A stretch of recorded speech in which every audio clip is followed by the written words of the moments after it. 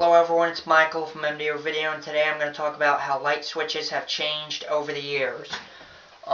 There have been a lot of changes in light switches and outlets. I'm mainly going to talk about light switches in this video. One of the main changes that I'm going to talk about is grounding. This is a 1980s single pole switch, and as you can see, it does not have a ground. It just has two screws for your power and switched. Okay, let me explain that. Back in the 60s, well, anything before 1990, 80s, 20s, 30s, 40s, 50s, 60s, 70s, and 80s, they used metal boxes. And this is a metal box. Now, if the wire coming in, they had a ground, and they grounded this metal box, and the switch went in it like this, and the metal on the switch was touching the metal box, it was mechanically grounded. A mechanical ground. So, that's perfectly fine. Mechanical ground. Self-grounding switches. We still use them today. But we connect the ground wire to the green screw. This does not have a green screw, thus relying on a mechanical ground from metal to metal.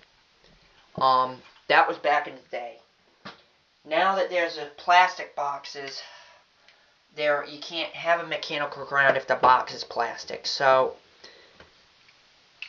1990s, this is what was done. Green, see the green screw? That's a ground, alright? Today, this is the same design. Same design, okay? Hasn't changed. Hasn't changed much since 1990. Other than the little plaster ears and stuff. But these Leviton single pole switches, same thing. Okay. Those are single poles. So they actually added this green screw so you could connect the ground wire directly to the switch, thus eliminating the mechanical ground. This is a three-way switch. Alright. Does not have a ground. That's the 1980s. Here's another three-way switch. Oh, look at that. It's got a ground. Look, got a ground on it. Okay, now let me explain something. You see this ground screw? How close it is to that? That was changed years ago. Look at this. They moved the ground screw to the bottom so it would not short out against the hot. Okay. You see the difference? That's something that was done. I don't know why the single pole they did it, but who knows. So that's the three-way switches. Now, four-way switches did not have a ground. But look. Look at this. That's a power wire, and that is a ground wire screw. Let me show you something. This is a 1990s single pole. Look at this. You still have the same issue, ground, and on any four-way switch, you're going to actually have that issue. Here's a single pole switch with a ground. Now, another thing I want to talk about is the screws on the switches.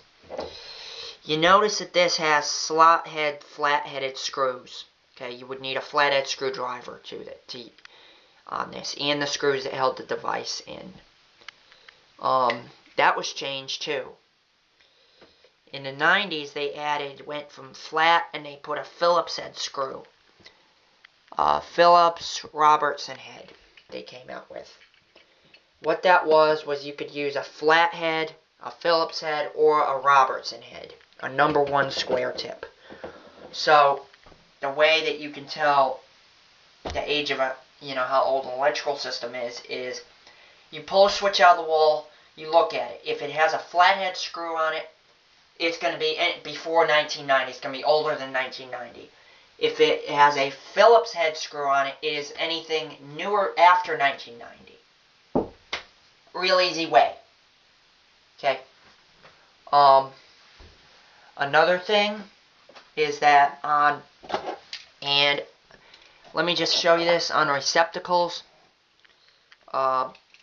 These outlets, these have flathead screws. These are from the 80s, late 1980s. This is from the 1990s. Okay, this has got the Phillips Robertson head. You could use a Phillips, a flat, or a Robertson, which was a big change. Another thing, actually, as you can see, is the ground screw became a little bit smaller, but they only, you could see what they did. And the outlet really has not changed much. Okay, but I just wanted to show y'all that and talk about that with y'all. I hope you enjoyed this video. Please subscribe. Thank you for watching. Have a nice day. Bye.